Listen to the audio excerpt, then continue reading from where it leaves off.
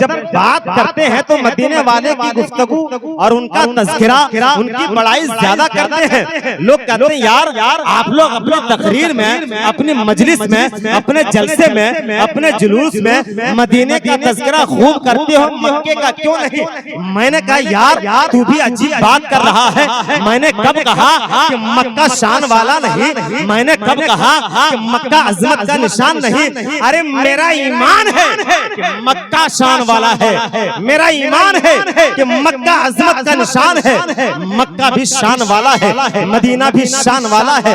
مکہ بھی عظمت کا نشان ہے، مدینہ بھی عظمت کا نشان ہے. مکہ بھی عزت کی جگہ ہے، مدینہ بھی عزت کی جگہ ہے. مکہ بھی پاک ہے، مدینہ بھی پاک ہے. اگر مکہ مکہ المکرمہ ہے تو مدینہ مدینہ المنورہ ہے. اگر مکے میں اللہ کا گھر ہے تو مدینے میں رسول اللہ کا گھر ہے. اگر مکے میں غار حرا ہے تو مدینے میں گنبد خضرا ہے. اگر مکے میں لڑائی حرام ہے تو مدینے میں جدائی حرام ہے.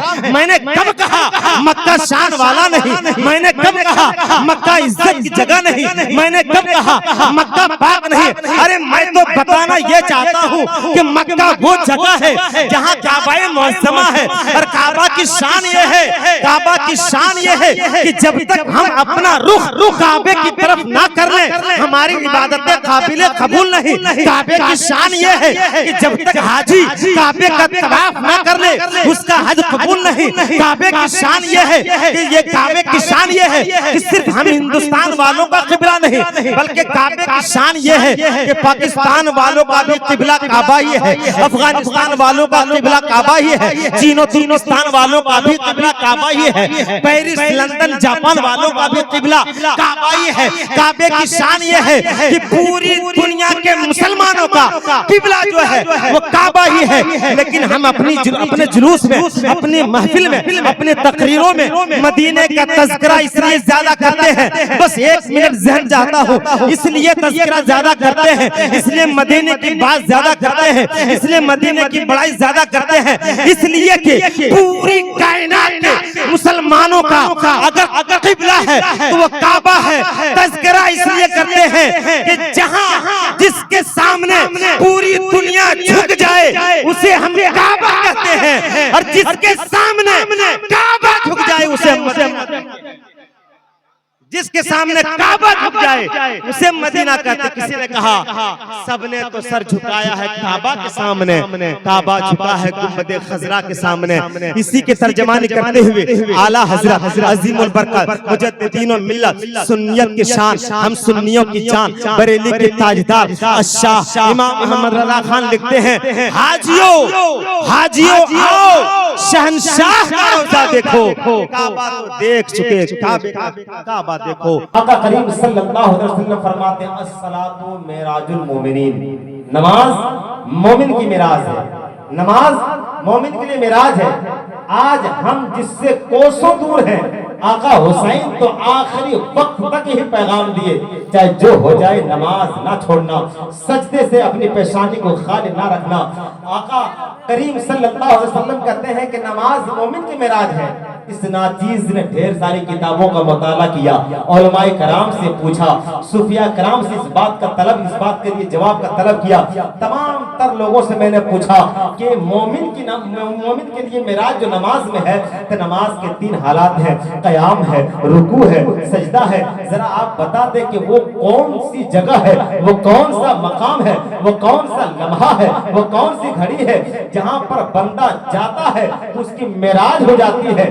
بالاتفاق سب نے یہی کہا، کتابوں سے بھی جواب یہی ملا، علماء کرام نے بھی یہی کہا کہ وہ مقام کوئی اور نہیں جہاں پہ بندے کو معراج ہوتی ہے، وہ مقام سجدہ ہے، وہ مقام سجدہ ہے. اللہ فرماتا ہے میرے بندو میرا سجدہ کرو، میرے قریب آ جاؤ. پتہ کیا چلا کہ اگر رب کے قریب ہونا چاہتے ہو، قرب خدا بندی حاصل کرنا چاہتے ہو تو سجدے میں چلے جاؤ. بندہ جب سجدے میں جاتا ہے تو رب کے اتنے قریب ہو جاتا ہے کہ بندہ جو کچھ چاہتا ہے ابھی زبان پر بات آتی نہیں کہ رب قبول کر لیتا ہے. اس لیے ایک جگہ اللہ رب العزت ارشاد فرما رہا ہے وَإِذَا تُتْلَى عَلَيْهِمْ آيَاتُ الرَّحْمَنِ خَرُّوا سُجَّدًا وَبُكِيًّا. کہ میرے بندے وہ ہیں جن کے سامنے میری آیات پڑھی جائے تو میری آیات کو سن کر کے وہ رو کر بےحال ہو جاتے ہیں اور سجدے میں گر جاتے ہیں، رو کر بےحال ہو جاتے ہیں اور سجدے میں گر جاتے ہیں۔ پتہ کیا چلا کہ رو کر بندے کو سجدے میں جانا یہ ہماری شان ہے، یہ بندے کی شان ہے کہ ہم جب سجدے میں جاتے ہیں تو رب کے قریب جاتے ہیں۔ اس لیے سبوں نے سجدہ کیا، نبیوں نے سجدہ کیا، ولیوں نے سجدہ کیا، صحابہ نے سجدہ کیا، تابعین نے سجدہ کیا، حضرت آدم نے سجدہ کیا، حضرت نوح نے سجدہ کیا، حضرت عیسیٰ نے سجدہ کیا، حضرت موسیٰ نے سجدہ کیا، حضرت ابراہیم نے سجدہ کیا، میرے آقا کریم صلی اللہ علیہ وسلم نے سجدہ کیا۔ کیوں کیا؟ اس لیے جس کو جو ملا سجدے میں ملا، بندے کو بندہ ملا سجدے میں، بندے کو خدا ملا سجدے میں۔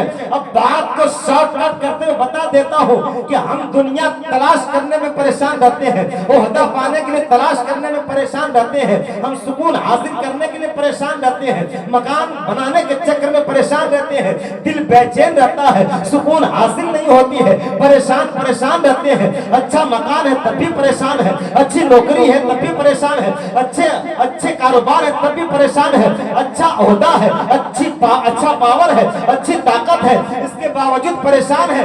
پتہ کیا چلا؟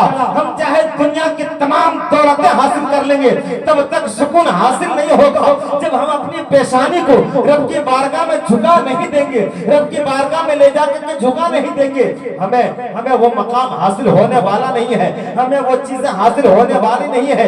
اس لیے کہ رب فرماتا ہے وَاسْجُدْ وَاقْتَرِب، سجدہ کرو میرے قریب آ جاؤ۔ بھلا بتاؤ تو رب سے دور رہ کر کے کس نے کیا حاصل کیا ہے؟ وہ رسوائی، وہ ذلت، وہ ناکامی کے علاوہ حاصل کیا ہے؟ اب آگے ایک بات اور بتاتا ہوں، گفتگو ختم۔ امام حسین کربلا کیوں گئے تھے؟ سجدے کے حوالے سے بات ہو رہی تو آخری بات، امام حسین کربلا کیوں گئے تھے؟